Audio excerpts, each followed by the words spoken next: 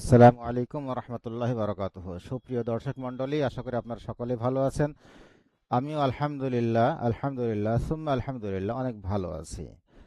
আর ভালো থাকার কারণে তো আজকে চলে আসলাম আপনাদের সাথে অনেক অনেক কথা বলবো, অনেকগুলো বিষয় নিয়ে কথা বলবো। আজকে আমি যে বিষয়টি আপনাদের সামনে তুলে ধরবো সেটি হচ্ছে মাইক্রোসফট এক্সেল। মাইক্রোসফট এক্সেলের প্রাথমিক ক্লাসটা কেমন হওয়াটা উচিত বা এর ধারণা কি, ধারণার জন্যই মূলত আজকের মাইক্রোসফট এক্সেল ক্লাসটি আমরা করব। আপনার কম্পিউটারে আগে থেকেই মাইক্রোসফট এক্সেল সেট আপ করা থাকতে হবে। সেট আপ করা থাকলে পারে কিবোর্ড থেকে উইন্ডোজ কি প্রেস করলে এরকম একটা বাটন আসবে, এই একটা অপশন আসবে। এখান থেকে আপনি এই যেখানে আছে এক্সেল, এখানে ক্লিক দিলেও হবে, অথবা EXCEL এক্সেল লেখা এন্টার চাপ দিলেও মাইক্রোসফট এক্সেলটি এভাবে ওপেন হয়ে যাবে। মাইক্রোসফট এক্সেলের ধারণাটা হচ্ছে এখানে হিসাব নিকাশের কাজ করা হয়। এক বাক্যেই হিসাব নিকাশের কাজ করা হয়। স্কুল, কলেজ, মসজিদ, মাদ্রাসা, ব্যাংক, বীমা, এনজিওর যাবতীয় হিসাব নিকাশ এই সফটওয়্যারটিতে করা হয়। তাহলে যোগ, ভাগ, গুণ ইত্যাদি এখানে করবেন। আপনার লক্ষ লক্ষ কোটি কোটি টাকার হিসাব অনায়াসে এখানে এক ক্লিকে শেষ। তাহলে এই প্রোগ্রামটি শেখা আপনার জন্য অত্যন্ত গুরুত্বপূর্ণ। যারা সার্ভিস করছেন তাদের জন্য তো অবশ্যই গুরুত্বপূর্ণ। বিশেষ করে যারা আর্থিক প্রতিষ্ঠানে লেনদেন করছেন বা চাকরি করছেন তাদের জন্য একদম ফরজের মতো। এখানে রেজাল্ট শিট তৈরি করা যায়, বিদ্যুৎ বিল তৈরি করা যায়, যে কোনো ধরনের স্যালারি শিট তৈরি করা যায়, এবং যে কোনো হিসাব নিকাশ, মান্থলি হিসাব, ইয়ারলি হিসাব, সর্বপ্রকার হিসাব নিকাশ এখানে আপনি সুন্দরভাবে, সুনিপুণভাবে, দক্ষতার সহিত কাজ করতে পারবেন। এখানে সূত্র দিয়ে কাজ করতে হয়। তো এই প্রোগ্রামটির একদম উপরের লাইনটিকে টাইটেল বার বলা হয়। টাইটেল বার, তারপর এটাকে বলা হয় মেনু বার। এই যে ফাইল, তারপর home, insert, page layout, formula, data, review, view, এগুলোকে বলা হয় মেনু বার। আর এগুলোকে বলা হয় রিবন। এই যে এগুলোকে বলা হয় রিবন। ওপরে মাইনাস যে চিহ্নটা আছে এটাকে বলা হয় মিনিমাইজ বাটন, এটা রেস্টোর ডাউন বাটন, এটা close button. Minimize, restore down এবং ক্লোজ। ওপরে যে লাইনটি আছে পিচ্ছি লাইন, এটাকে বলা হয় quick access toolbar. Quick access toolbar. Microsoft Excel open করার পরে আমরা যেভাবে দেখতে পাচ্ছি একদম এইভাবেই থাকবে এটা। ওপরে যে আমরা দেখতে পাচ্ছি ABCD, এটাকে বলা হয় কলাম।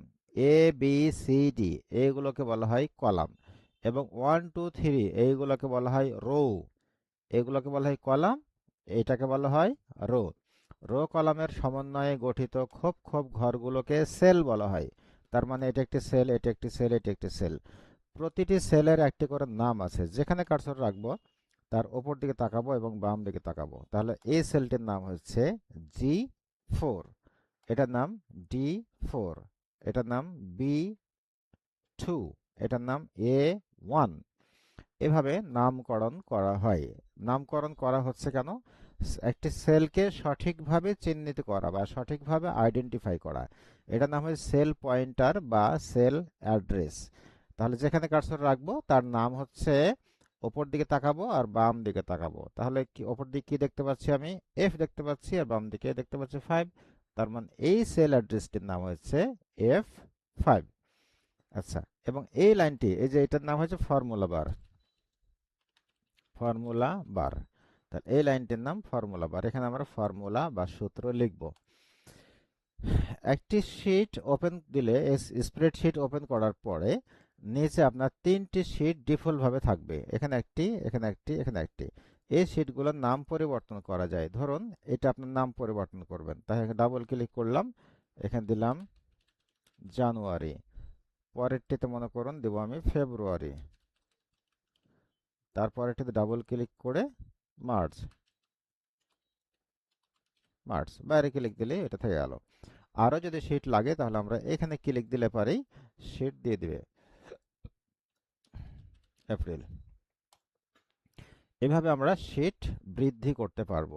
একটা শীট যদি আমি সেভ করি তাহলে ওই একটা শীটের আন্ডারে এখানে অনেকগুলো শিট আমরা সংরক্ষণ করতে পারবো। আচ্ছা, আর এক্সেলে এই শিটগুলোকে বলা হয় স্প্রেডশিট। স্প্রেডশিট মানে ছড়ানো ছিটানো পাতা। স্প্রেডশিট মানে ছড়ানো ছিটানো পাতা। এই শিটগুলো এখান থেকে জুম আউট করা যায়, জুম ইন করা যায়, জুম আউট এবং জুম ইন। আচ্ছা, তাহলে মোটামুটি আজকে আমরা ইন্ট্রোডাকশন পেলাম বা পরিচয়পত্র পেলাম, একদমই পরিচয়। আমরা যদি একটা যোগ করে দেখাই, আমি এখানে লিখলাম 50, নিচে 50, এত এই যে সংখ্যাগুলো লিখতেছি, এগুলো এক ক্লিকেই যোগ করা যাবে। কেমন করে? ওপর থেকে এভাবে চেপে ধরে টান দিয়ে একটা ঘর বেশি নিলাম, এখানে ক্লিক দিয়া বা একটা ঘর বেশি নিয়ে ওপরে যে লেখা আছে অটো সাম, এই অটো সামে ক্লিক দিলে এটা যোগ হয়ে যাবে। যোগ হয়ে গেছে অলরেডি, দেখুন। আবার এখানে কিছু লিখলাম, ব্যাস। এভাবে টান মেরে একটা ঘর বেছে নিয়ে অটো সামে ক্লিক দিলেই যোগ হয়ে গেল। তো আজকের মতো এখানেই শেষ করছি। সবাইকে ধন্যবাদ এবং মোবারকবাদ জানিয়ে, হ্যাঁ, আজকের মতো আমার টিউটোরিয়াল সমাপ্ত করলাম। যারা এখন পর্যন্ত আমাদের চ্যানেলটি সাবস্ক্রাইব করেননি, দয়া করে আমাদের চ্যানেলটি সাবস্ক্রাইব করে দেবেন। আসসালামু আলাইকুম রহমতুল্লাহ।